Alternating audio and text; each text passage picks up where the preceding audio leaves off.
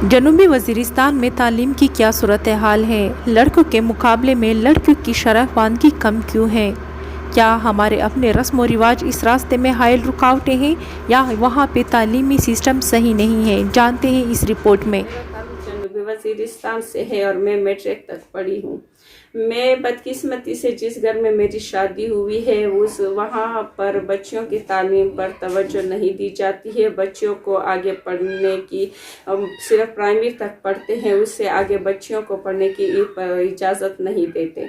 लड़कों को थोड़ा बहुत पढ़ाया जाता है ताकि वो आगे कारोबार को संभालेंगे और आगे हमारे फ़ायदे में आएंगे, और लड़कियों को नहीं पढ़ाते। वो कहते हैं कि घर में बच्चियां जो हैं वो घर की जिम्मेदारियों को संभालें। लेकिन मेरी तो खुद अपनी तालीम का ये फ़ायदा है कि मैं अपने बच्चियों को खुद अपने घर में पढ़ाती हूँ, ताकि एक माँ जो हो एजुकेटेड होगी तो उससे एक ख़ानदान बनेगा और एक ख़ानदान से एक कौम बनता है। चे अवाल को स्कूल स्टादा ना दी जिनकाई बि अच्छे किम स्कूली ना दी आ दे मालकू ने होजरी दी आ मालकू ने खपल बेटकी ना जोड़ करी दी दगे चे किम टीचर दी चुक पे बटाबा दी चुक पे पेशावर दी चुक पे इस्लामाबाद दी एफजीतुब दिलाता युवा 10 से जिलकई भी चे मतलब प्राइवेट ये मेडल पास कराई भी आगा डप्टी का भी पेशे नो आज जिनकाई ता साबा की आई नो दा वाजा बंदे मीजा चे किम नूर जिनकाई दी दे तालीम दगा गाक चकिम अहमियत आई दगे ना वाकिफ़ थी दगे ना महरूमी दी। ख़वातीन की तालीम की बात की जाए, लड़कियों की तालीम की बात की जाए तो यहाँ पे वो बिल्कुल ना होने के बराबर है, क्योंकि यहाँ पे एक तो पहले से स्कूल और बिल्डिंग्स नहीं है, अगर है भी तो स्टाफ नहीं है। और मैं क्लास 5th में पढ़ती हूँ। हम ये धरना इसलिए कर रहे हैं कि हमारी टीचर नहीं है। पर बाज़ जगहों में स्टाफ भी है तो वो इतने दूर दराज है कि वहाँ पे लड़कियों को बहुत मुश्किल से इजाज़त मिलती है। तो बुनियादी तौर पर अगर देखा जाए तो यहाँ पे लड़कियों के और लड़कों के तालीम में काफ़ी फ़र्क है।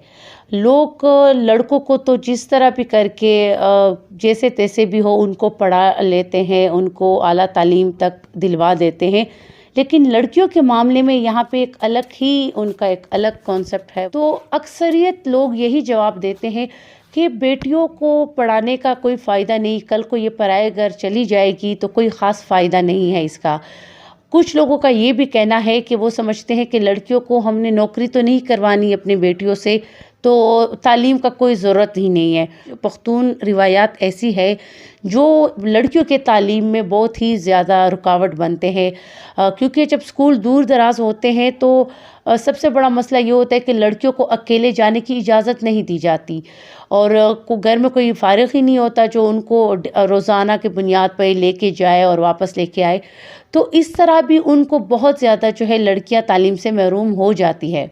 ज़्यादा से ज़्यादा उनको कोई पढ़ाने का होता भी है तो उनको मदरसे में दाखिल करवा दिया जाता है।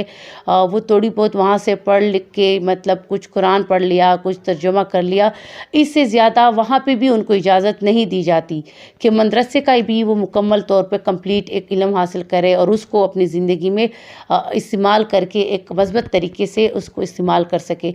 तो बहुत ज़्यादा ऐसी बातें हैं, रुकावटें हैं जो लड़कियों की तालीम में जो है लड़कियों को फेस करनी पड़ती है बनिस्बत लड़कों के, जो कि मेरे ख़्याल में लड़कियों के हकूक़ की हक तलफ़ी की जाती है। अगर हम लड़कों को पढ़ा सकते हैं तो लड़कियों को क्यों नहीं।